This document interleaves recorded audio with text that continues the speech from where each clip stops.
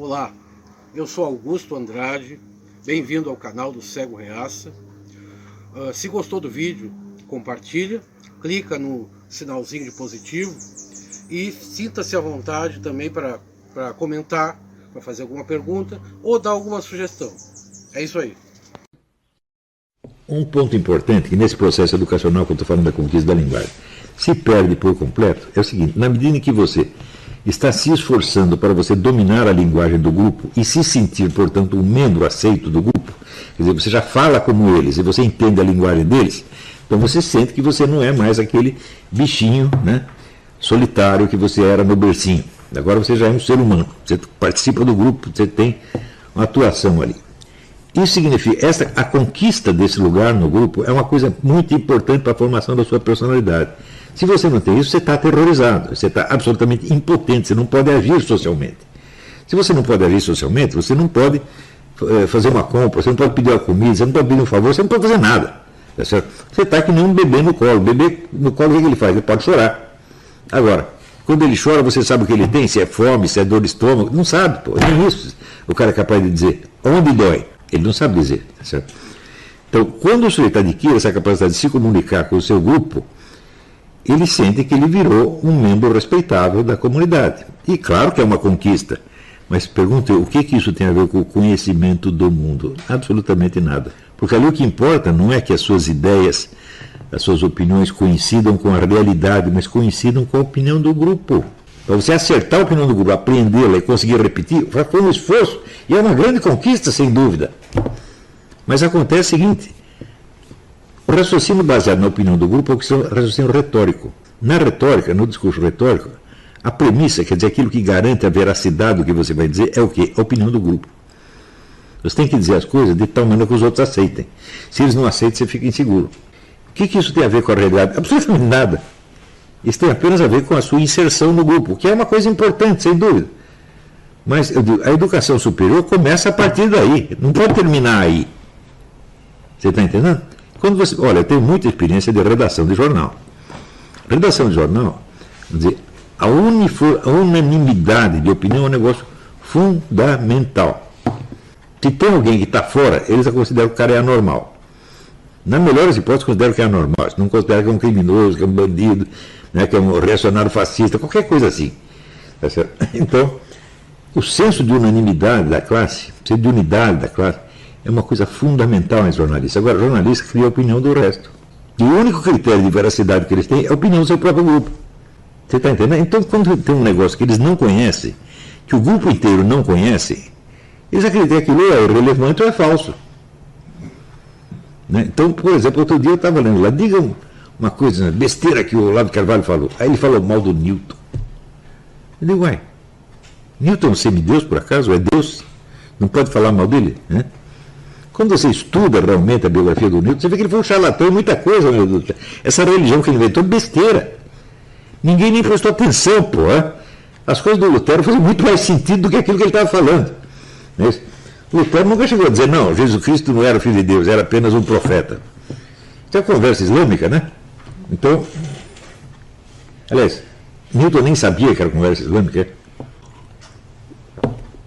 Então, qual é o problema de você criticar uma pessoa dessa? Quer dizer, o sujeito é perfeito sobre todos os aspectos? Não, nem intelectualmente ele era perfeito. Porque os principais assuntos de interesse dele eram teologia, a teologia dele, e alquimia.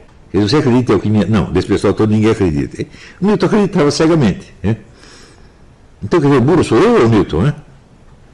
Se você perguntar alquimia funciona ou não funciona, eu falo, não sei, não tenho a menor ideia. Ele lia um monte de coisa sobre isso. Até hoje não sei se funciona ou não funciona. Eu já vi sinais de que sim e sinais de que não. Quer dizer, qualquer pessoa sensata tem que chegar nisto. Falar, este assunto é muito complicado. Eu não consegui chegar a uma conclusão e não vou chegar. E daí? O mundo está esperando que eu dê a solução do problema da alquimia? O mundo não pode funcionar enquanto o Olavo não dissesse se a alquimia funciona ou não? Claro que não. Então, eu nasci sem saber isso, vou morrer sem saber. Que diferença isso vai fazer para a espécie humana? Nenhuma. Pode ser, meus alunos estão esperando uma resposta, mas e daí?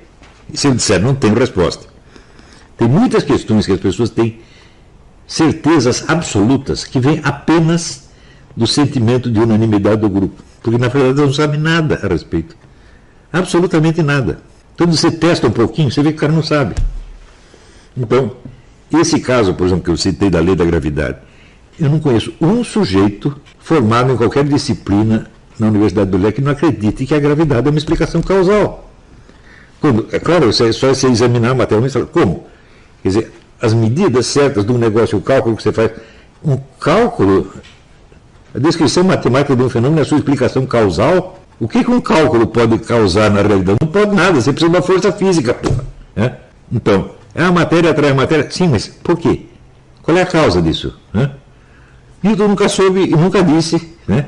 E até hoje ninguém sabe. Então, claro que houve outras teorias depois. Mas, em geral, elas são iguaizinhas a essa aí. Se você pegar toda a teoria da relatividade do Einstein, o que é? É um conjunto de esquemas matemáticos que explicam como certas coisas funcionam. Mas o como é o porquê? Né? Quer dizer que a descrição de um fenômeno é a sua causa? Nem isso o sujeito sabe. Isso gente que estudou. E quanto mais estuda, mais burro fica. Por quê? Porque ele não está estudando para saber como as coisas são. Ele está estudando para ele falar igualzinho ao professor e aos colegas dele.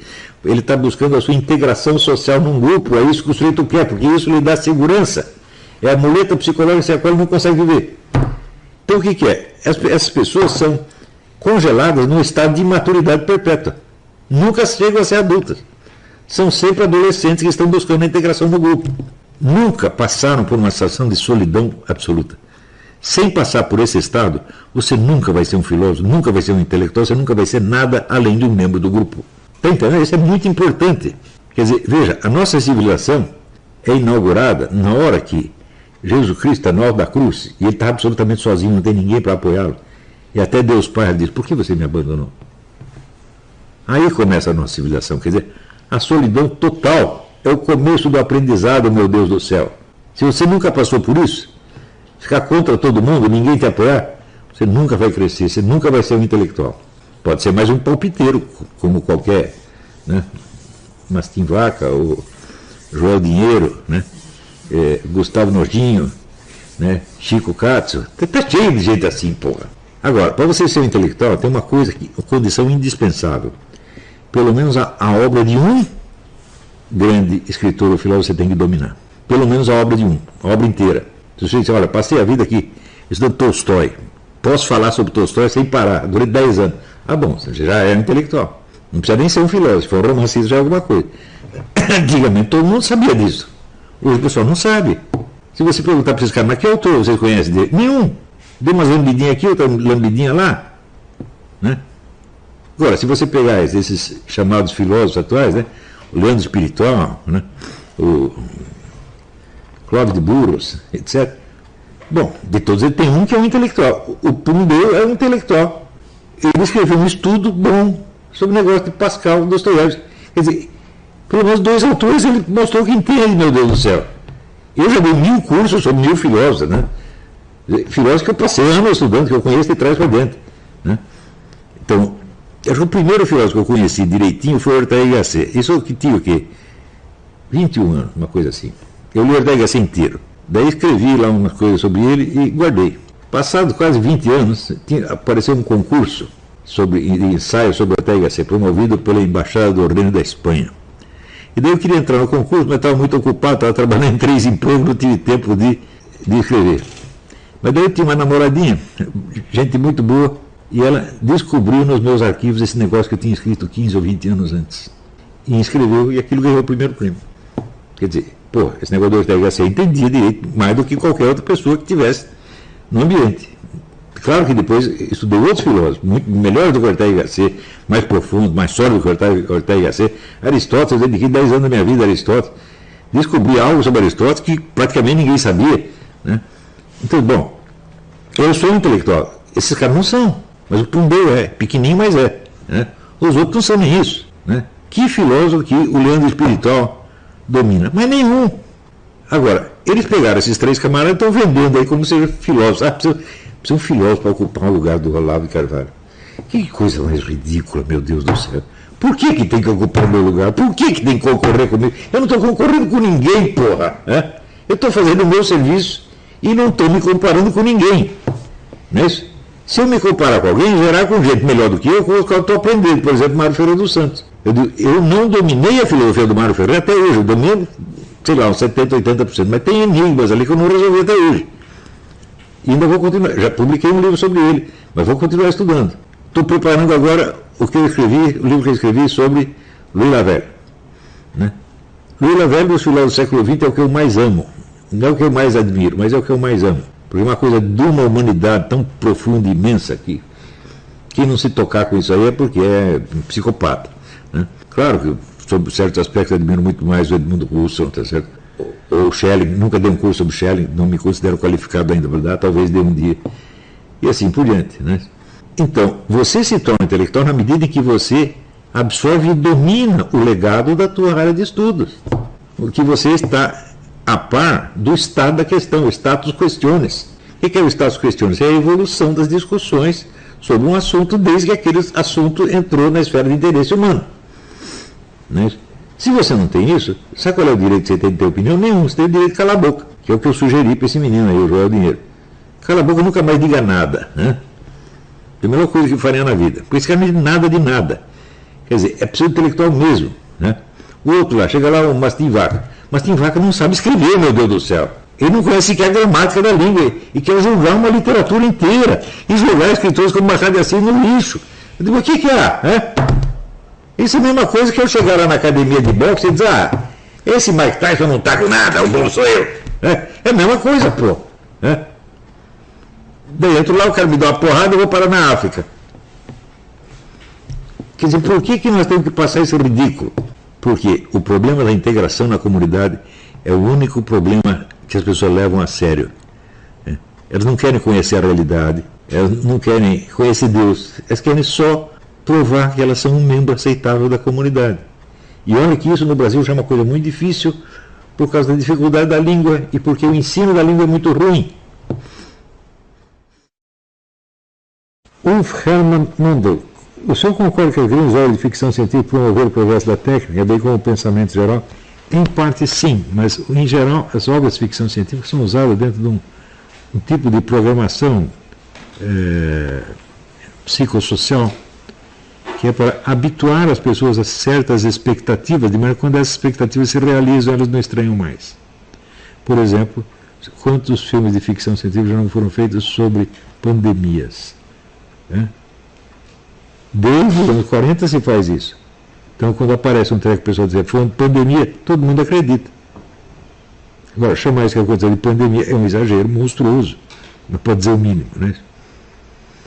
Então, Marcus Herkenhoff. A ciência hoje, cada vez mais matematizada, as observações do pesquisador são suprimidas por números e dados fornecidos por máquinas. Tem como ser restaurada nos seus propósitos originais? Claro, sempre tem. Sempre tem, porque o problema, evidentemente, não é o uso da matemática, é a falta da compreensão do que seja a própria ciência. Né? Por exemplo, você supor que a ciência conhece a realidade, eu falei, sim, uma ciência conhecer a realidade é impossível, porque ela só pode conhecer objetos previamente recortados para se adaptar à disponibilidade dos seus métodos. E esses objetos não existem em si mesmos, não existem como realidades. Tudo o que existe, existe pertencendo simultaneamente a várias dimensões de realidade. Por exemplo, se você pega uma vaca, a vaca é um ser biológico, aí ela não é um ser químico, não tem química nela, não é um ser físico, não é um ser econômico, não é um ser sociológico, não é um ser afetivo. Ela pertence a tudo isso ao mesmo tempo? Existe alguma ciência que possa estudá-la sobre todos esses aspectos? Não. Essa coisa de aspectos diferentes, dimensões diferentes que se cruzam, isso é o que se chama ser concreto. Concreto vem de cum crescere, quer dizer aquilo que cresce junto, embora não tenha nada a ver com uma coisa com a outra. Não existe nenhuma ciência do objeto concreto. A ciência só estuda objeto abstrato, objeto que como tal só existe para ela. Não é o mesmo objeto que existe para uma outra ciência. Então, a ciência não nos ensina a realidade, ela destaca determinados aspectos que, devidamente articulados com os outros aspectos, nos ajudam a ver a realidade. Mas uma ciência não substitui a outra e ela não pode falar sobre o objeto da outra. E a ideia de interciência é outra besteira, tá certo? Porque você tem várias observações obtidas por métodos, vamos dizer, que não são trocáveis. E depois você soma tudo e acha que está falando do objeto concreto, quando você está falando apenas de uma soma de abstrações. O objeto concreto é o que qualquer ser humano conhece.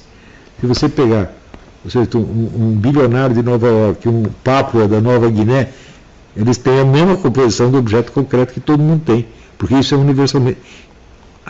O que nós chamamos de realidade é o que se apresenta ao ser humano.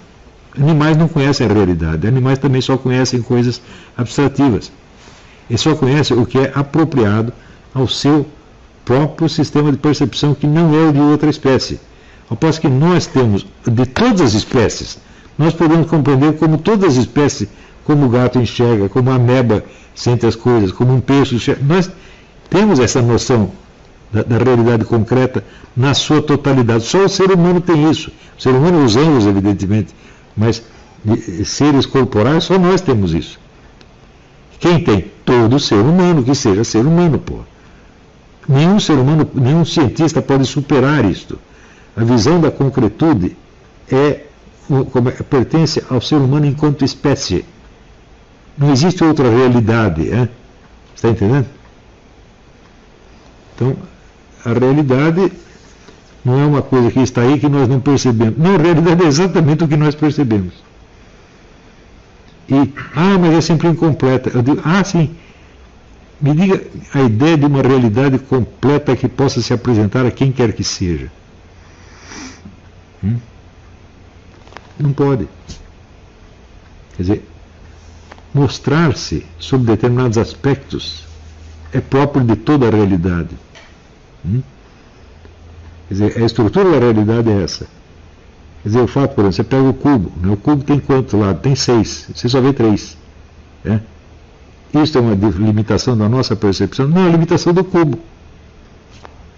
E assim por diante. Se você vê um animal, o animal está andando, você vê o movimento dele, mas você não vê o funcionamento dos órgãos internos. Para ver os órgãos internos, precisaria abrir a barriga do bicho e estaria morto. Está entendendo? Então, esta apresentação parcial é própria da realidade, meu Deus do céu. Coisa que se apresenta sobre todos os aspectos ao mesmo tempo só existe idealmente. Por exemplo, o cubo ideal que você desenha no papel mostra os 6 lados, mas aí não é um cubo, aí é geometria descritiva. Mas é um negócio, se você recortar e montar, você cria um cubo, mas que no papel não é um cubo. Então, só este cubo inexistente tem 6 lados, mostra 6 lados ao mesmo tempo. Do mesmo modo, se você pegar num filme, você mostra o bichinho andando e depois você mostra o funcionamento dos órgãos internos. Então, no desenho animado, no filme, você está vendo um bicho imaginário que por isso mesmo se mostra por dentro e por fora ao mesmo tempo, precisamente porque é imaginário. Se ele for real, ele só pode se apresentar sob certo aspecto. Tudo no mundo é assim. Não é um deficiente. Esse é o erro do Kant. Kant acha que tudo isso são limitações do nosso conhecimento. Nós não podemos conhecer as coisas em si. Isto que eu estou falando, isso são as coisas em si. Aquele aspecto do urso que eu percebo é o aspecto que o urso pode mostrar a mim. Ele não pode mostrar esse mesmo aspecto dele a uma minhoca. Está entendendo? Só um ser humano pode ver assim. Um outro bicho vai ver de uma outra maneira ainda. Mas nós podemos entender como o urso se vê a si mesmo, como um gato vê o urso, como a minhoca vê o urso, como um rato vê o urso e assim por diante. Mas todos esses aspectos estão articulados, mas são distintos, são separados. Deu para entender?